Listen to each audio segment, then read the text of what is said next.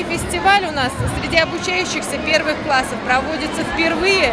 Это как итоговое мероприятие первого этапа проекта «Здоровое поколение. Сильный регион». Данный проект у нас инициирован президентом Рустемом Закиевичем и поддерживается Министерством спорта, Министерством образования и нашим Башкирским государственным педагогическим университетом. Состоит из 3 этапов. Первый этап – это прием нормативов ГТО. 4 у нас станции: челночный бег, прыжок в длину с места, упражнения на гибкость и отжимания от пола. Второй этап у нас будет – это эстафеты.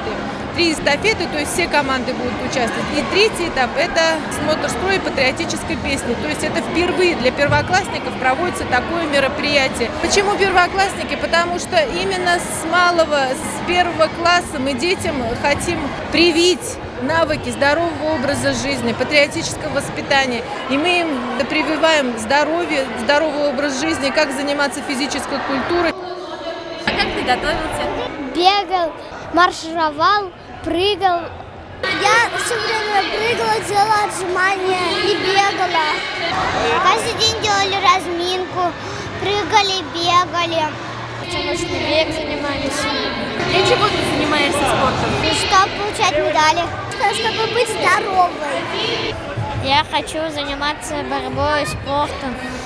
Потому что это весело. Дети будут здоровыми, это самое главное. Мы надеемся, что вся республика, вся Россия присоединится к нашему проекту, и мы будем воспитывать здоровое поколение.